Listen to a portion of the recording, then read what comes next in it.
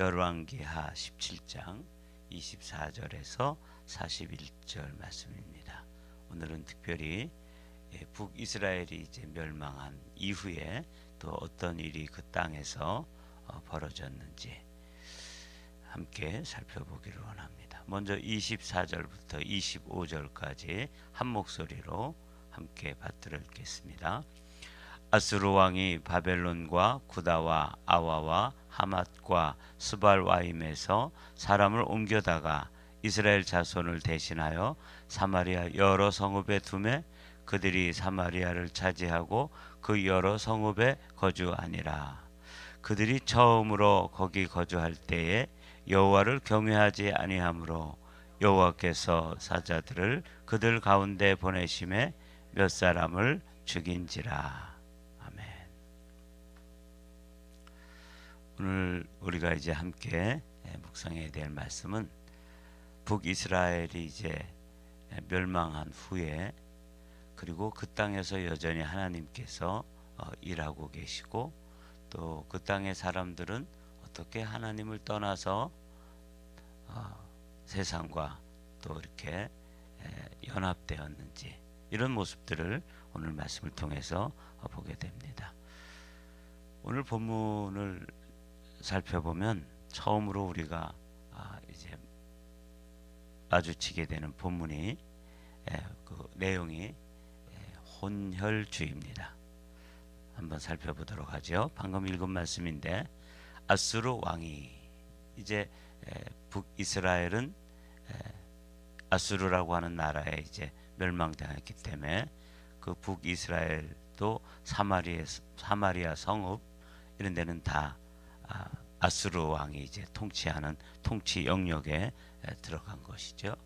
세상의 왕이 지금 다스리고 있는 그런 모습을 여러분들이 보시면 됩니다. 이 왕이 이제 바벨론, 구다, 아와 그리고 하맛, 스발와임 이쪽의 사람들을 사마리아 성으로 옮겨오는 거예요. 지난주에 우리가 살펴본 말씀을 보면 열왕기하 17장 5절 6절에 보면 아수르 왕이 올라와 그 온 땅에 두루다니고 사마리아로 올라와 그곳을 3년간 에워쌌더라. 호세아 제9년에 아수르 왕이 사마리아를 점령하고 이스라엘 사람을 사로잡아 아수르로 끌어다가 고산 강가에 있는 할라와 하볼과 메대 사람의 여러 고을에 두었더라. 또 이제 그림으로 보면 이렇게 됩니다. 그러니까 사마리아에 있는 사람들은 저 아수르의 여러 성읍 거기다가 이제 우리가 성읍 이름까지 다 외울 필요는 없지만 여러 성읍들에다가 이주시켜 놓았지요. 그리고 그쪽에 있던 사람들을 사마리아에 또 이주를 시켜 놓은 거예요. 마치 우리나라 사람들이 이제 저 연해주라든지 지금도 북간도라든지 이런 데다가 이제 중국을 통해 가지고 또 러시아를 통해서 사람들을 이주시켜 놔서 지금도 그쪽에 보면 고려인이라든지 연변에 우리 동족들이 살고 있는 것처럼 이렇게 이제 옮겨 놓고 또 그쪽에 있는 사람들을 또 이쪽에다 옮겨 놔서 혼혈 이제 서로 같이 살다 보면은 결혼도 하고 이렇게 자연스럽게 그렇게 될 수밖에 없죠.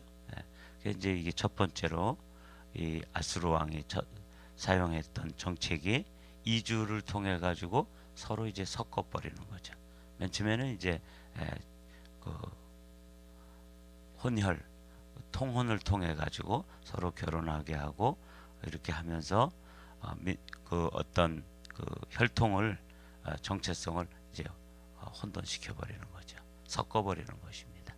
이게 이제 오늘은 여러분들이 이 그림 한 장을 아수르의 이주 정책을 통해 가지고 이렇게 아수르의 사람들이 사마리아에 있는 사람들이 아수르로 옮겨다가 거기서 살도록 함으로써 이 북이스라엘 사마리아 성읍에 살던 북이스라엘 사람들이 원래도 신앙도 흐릿했지만 그러나 이들이 이제 다시는 이 아수르라고 하는 나라에 대항하거나 대적해서 일어나지 못하도록 완전히 그냥 흩어버리는 거예요.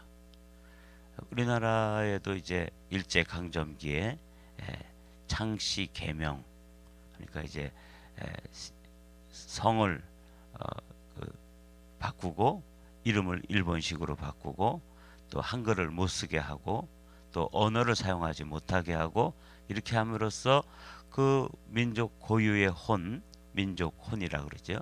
민족 정신, 민족 혼 이런 것들을 이제 말살하기 위해서 그런 정책을 썼던 것처럼 이 아수르라고 하는 나라는 아예 사람들을 이렇게 이주시켜 가지고 사마리아에서 아수르로, 아수르에 있는 여러 사람들을 또 사마리아로 이렇게 해서 그냥 그 피를 섞어 버리는 것이죠. 이게 아수르의 이주 정책 중에 첫 번째 정책입니다. 그러므로 어떤 사람이 아수르 왕에게 말하여 이르되 왕께서 사마리아 여러 성읍에 옮겨 거주하게 하신 민족들이 그 땅의 신의 법을 알지 못하므로 그들의 신이 사자들을 그들 가운데 보내며 그들을 죽였사오니 이는 그들이 그 땅 신의 법을 알지 못함이니이다 하니라. 여기 이제 어떤 내용인가 하면 약간의 설명이 필요한데, 저 아수르에서 사마리아에 와서 살던 사람들이 거기 이제 보니까 여호와 하나님을 섬기던 어떤 신앙의 전통이라든지 또 제사법이라든지 이런 게 그 그루터기 같은 게 남아 있겠죠. 아무리 이제 나라가 망하고 사람들이 이제 떠나가고 그래도 그 북이스라엘 사람들이 그래도 이 유대 말하자면 유다 민족인데 그 사람들이 가지고 있던 여호와 하나님의 신앙 그리고 어떤 성전 이런 게 있었을 거라고요. 그런데 그 사람들이 와서 거기서 함부로 한 거예요. 말하자면 이 교회가 있다 그러면 교회에 와가지고 술 파티를 한다든지 여기에서 또 다른 하여튼 혼잡한 어떤 일들을 여호와의 전에서 했겠죠. 이스라엘 성전은 아니지만 여호와 하나님을 섬기던 어떤 거룩한 장소를 훼손시킨 거죠.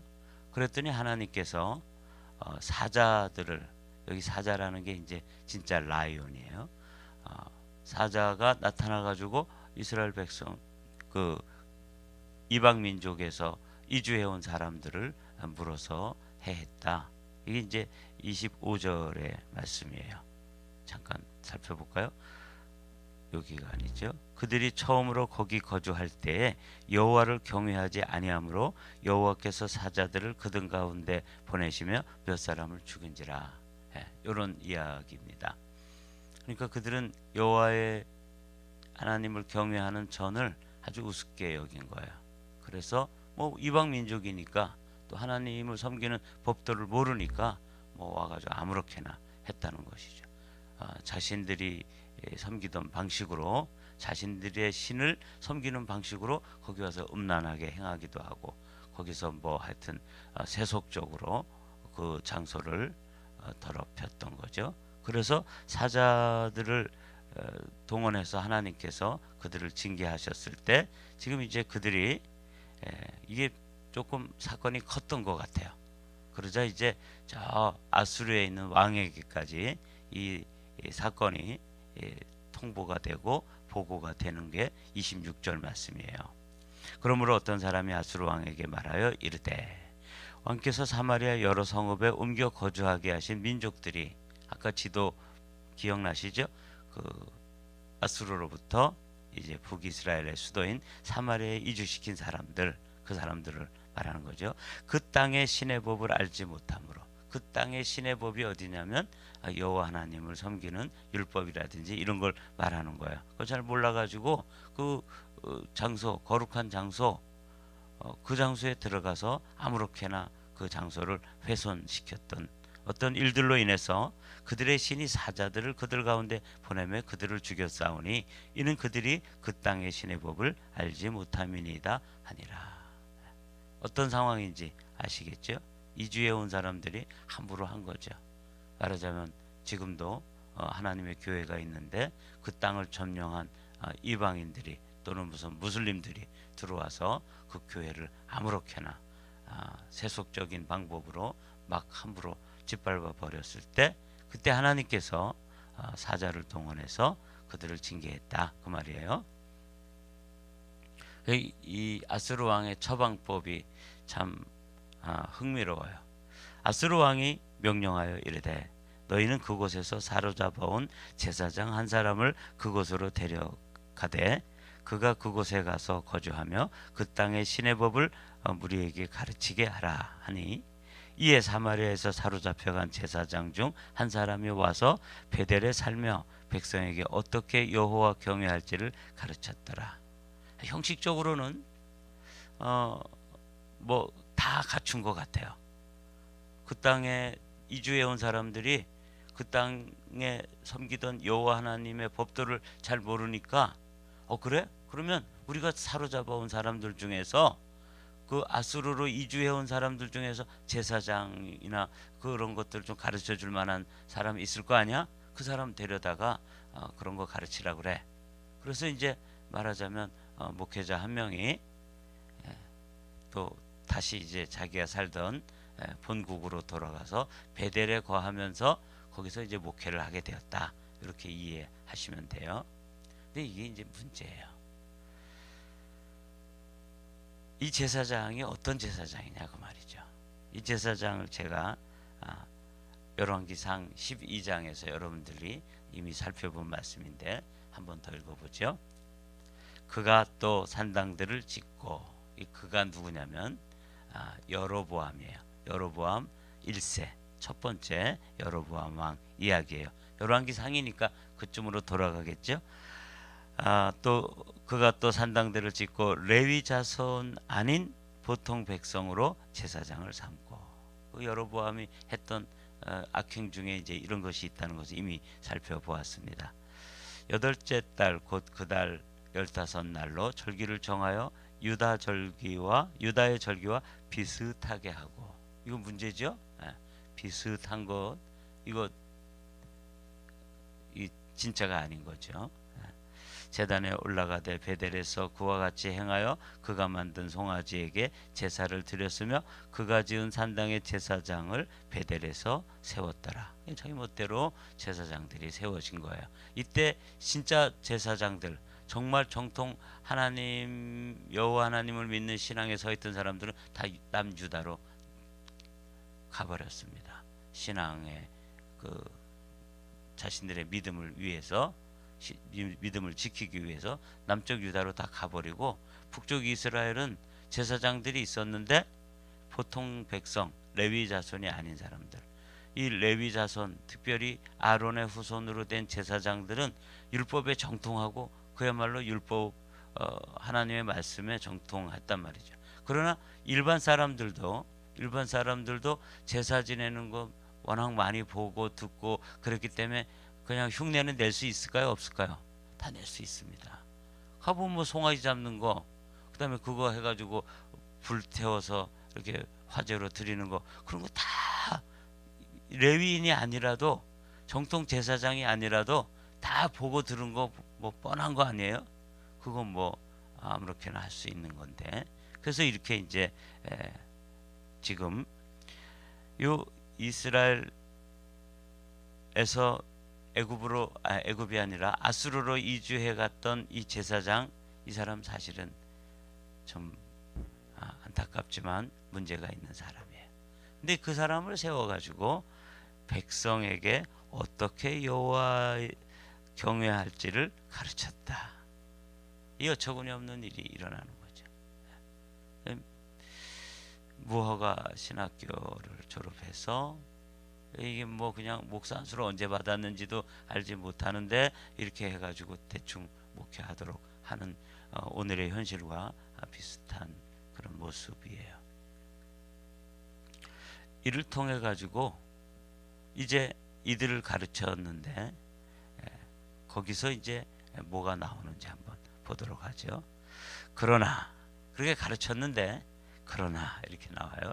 그러나 각 민족이 각기 자기의 신상들을 만들어 사마리아 사람이 지은 여러 산당들에 두되 각 민족이 자기들이 거주한 성읍에서 그렇게 하여 바벨론 사람들은 숫곳 느봇을 만들었고 굿 사람들은 네르가를 만들었고 하맛 사람들은 아시마를 만들었고. 보면서 제사장이 와서 가르쳤는데 원래 정통 제사장이고 정말 믿음을 가진 사람이면 그 사람들이 가지고 있던 우상들을 다 제하고 또 폐하고 그리고 그런 것들을 다 정화시킨 후에 정말 여호와 하나님을 믿는 믿음이라는 것은 이렇게 사는 것입니다 하고 가르쳤어야 되는데 그렇게 하지 않고 다원주의라는 건 무슨 뜻이냐면 너희들이 믿는 그것도 괜찮고 또 내가 지금 가르치는 여호와 하나님의 신앙 이것도 좀 괜찮고 그러니까 뭐 보험 들듯이 이것저것 다 괜찮다 이렇게 인정해 주는 게 이제 다원주의예요. 이 마지막 시대에 아주 무서운 사상 가운데 하나가 이 종교 다원주의입니다. 제가 이걸 보면서 이 북이스라엘이 나라 자체가 멸망한 이후에 어떻게 무서운 사상들이 무서운 그런 그 세력들이 암세포처럼 독버섯처럼 그 나라에 이렇게 번져가는지를 그림처럼 보여주는 그런 장면들이 이런 거예요.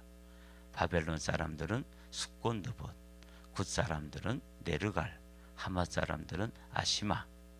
조금 더 보도록 하죠. 아와 사람들은 나파스와 다르닥을 만들었고 스발 와임 사람들은 그 자녀를 불살라 그들의 신 아드람 멜렉과 아남 멜렉에게 드렸으며. 자, 32절을 다 같이 읽어보죠. 시작. 그들이 또 여호와를 경외하며 자기 중에서 사람을 산당의 제사장으로 택하여 그 산당들에서 자기를 위하여 제사를 드리게 하니라. 자, 아수르로 잡혀갔던 포로 중에서 이주된 사람 중에서 이제 한 사람을 제사장으로 데려다가 목회를 하게 했는데 지금 이렇게 목회했다고 말이에요. 그들이 여호와 하나님도 섬겼어요. 여기 나오죠. 그들이 또 여호와를 경외했는데 그리고 거기에서 동시에 자기들이 가지고 섬기던 그리고 지금 그 관습과 풍습을 통해서 가지고 온 그 신들도 각각 그 족속대로 어디에서 왔는지 그 자기들이 가지고 있던 고유의 그런 그 우상들을 다 하나씩 섬기고 산당에다 세워놓고 여호와 하나님을 섬기는 예로 그것들도 섬기고 하나님도 섬기고 그래서 저는 이제 이걸 다원주의다 이렇게 본 거예요. 이것도 좋고 저것도 좋다. 저기에도 구원이 있고 여기에도 구원이 있다. 이 시대에 한국 교회가 이 다원주의를 인정하는 거 아세요? 대형 교회 목회자들도 이 다원주의를 다 용인하고 인정합니다.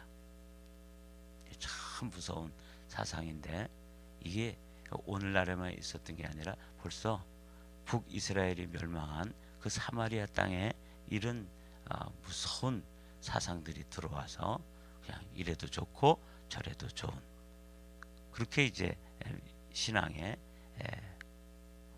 다원주의가 들어왔어요. 또 한번 살펴보면 이제는 또 혼합주의입니다. 그러니까 여기서 오늘 우리가 세 가지 단어를 여러분들이 살펴봐야 되는데 그들이 이주를 시켜놓고 그들이 했던 그게 기대했던 게 뭐냐면 혼혈. 먼저 이렇게 서로 결혼도 하고 서로 이제 경계선이 무너지면서 넘나드는 거죠. 그러면서 그들이 그렇게 결혼만 하고 그런 게 아니라 그들이 가지고 있던 문화, 그들이 가지고 있던 종교 이런 것들이 같이 섞여지면서 혼합주의 종교와 그리고 다원주의라는 것은 혼합되어져 있는데 서로가 서로를 인정해 주는 거예요. 불교에도 구원이 있고 또 무슬림들도 구원이 있고 기독교에도 구원이 있으니까 우리가 서로 서로를 인정해 주면서 이 글로벌 시대에 우리가 함께 다투지 말고 싸우지 말고 같이 함께 공존해야 된다. 이게 다원주의거든요. 혼합주의라는 것은 이게 섞여 있다고 말이에요. 이와 같이 그들이 여호와도 경외하고 또한 어디서부터 옮겨왔든지 그 민족의 풍속대로 자기의 신들도 섬겼더라. 자, 끔찍한 일이 벌어진 거죠.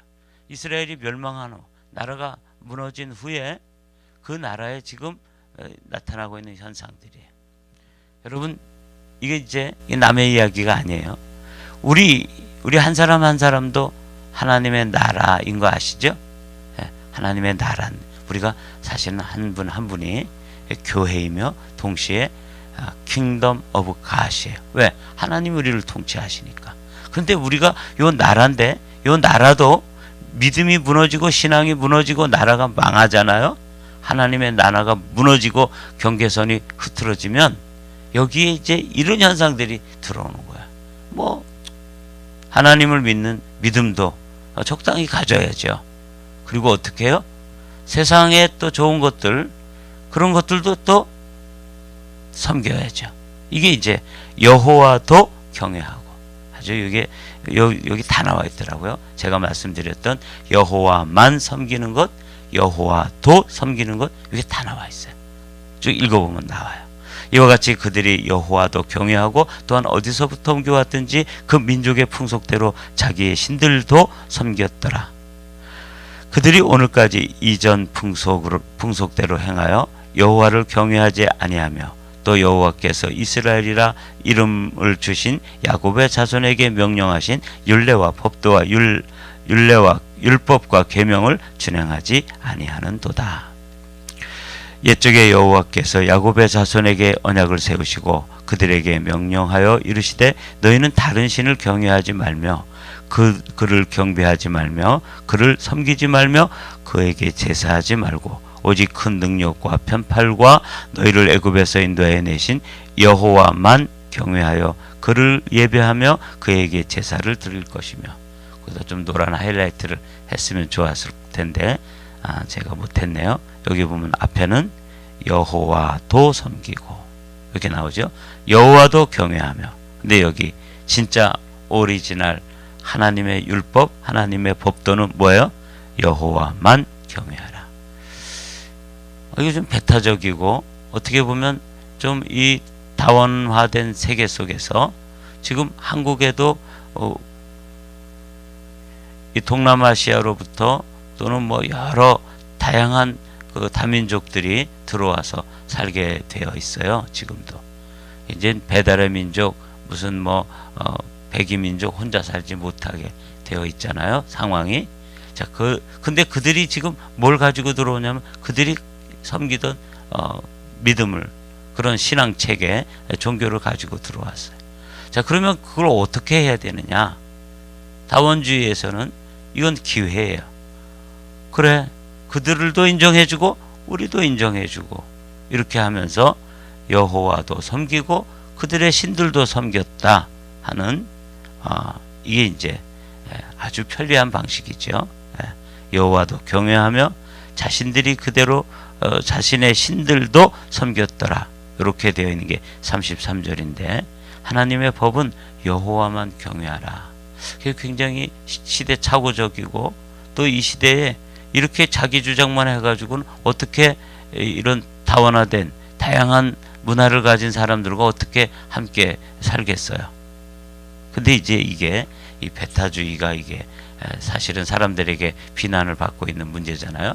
근데 이 사랑이라고 하는 관점으로 이 배타주의를 살펴보면 이게 더 맞는 말이에요. 한번 생각해 보십시오. A라는 사람과 L라는 여자와 B라는 남자가 결혼을 하잖아요. 그랬을 때 어떻게 하죠? 당신은 나만 사랑해야 돼. 이게 뭐예요? 이게 사랑이에요. 그렇죠?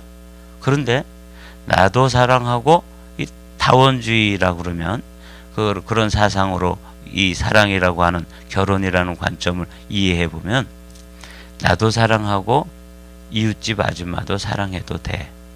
이 가능해요? 가능하지 않아요? 가능하지 않은 거죠. 이제 여호와만 경외하라. 그럴 때 이게 가지고 있는 의미가 이런 배타주의가 사랑의 배타주의예요. 그렇기 때문에 이걸 이해하면 우리가 가지고 있는 믿음의 정통성을 잘 간직해야 된다는 게 어떤 뜻인지 금방 이해될 수 있어요. 자기 부인에게 여보 나도 사랑하고 이웃집 아저씨도 사랑해도 돼. 이렇게 말하는 남편은 아무도 없잖아요. 그렇죠? 네. 지금 이제 그걸 지금 이야기하고 있는 거예요.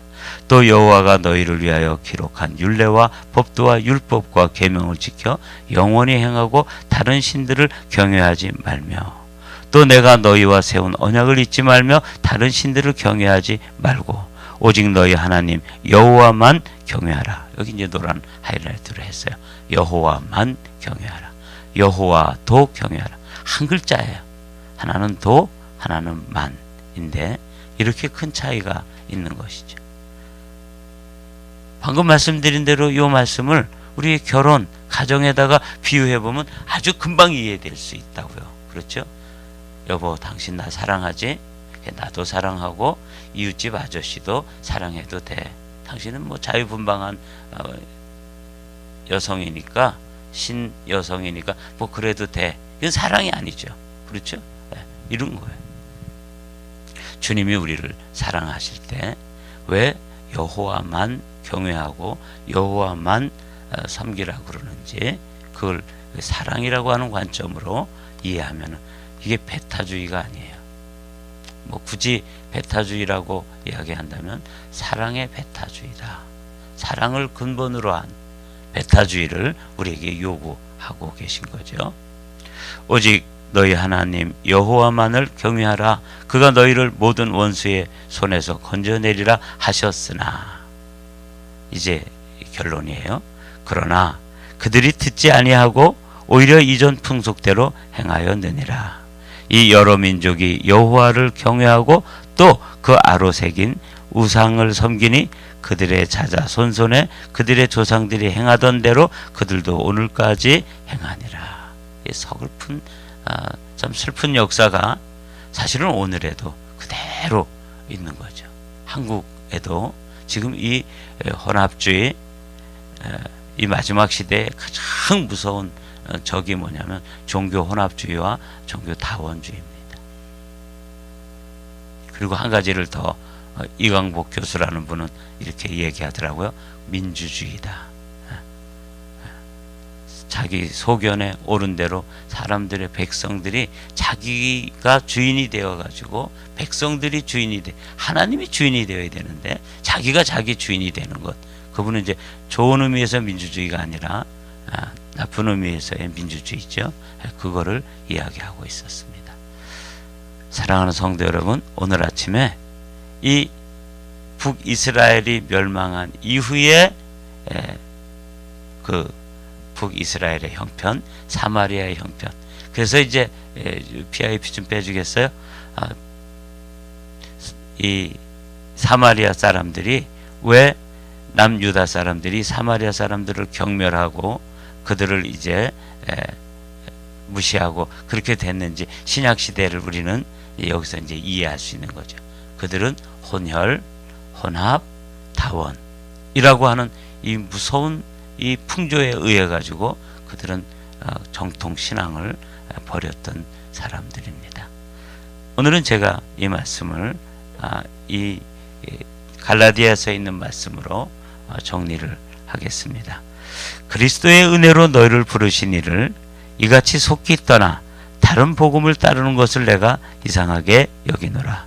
다른 복음은 없나니 다만 어떤 사람들이 너희를 교란하여 그리스도의 복음을 변하게 하려 함이라.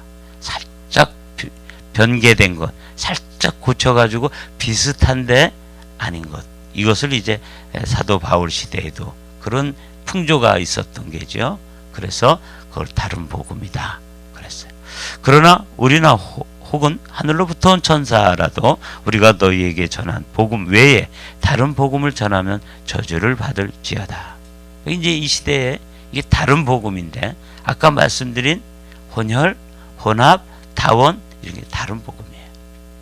천하 인간의 구원을 얻을 만한 다른 이름을 주신 적이 없다.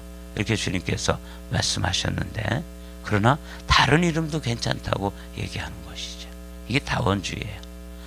우리 시대에 가장 우리가 경계해야 될 믿음의 그 모습들, 신앙의 어떤 양태들 중에 하나가 혼합주의, 섞어서 아무렇게나 하는 거죠.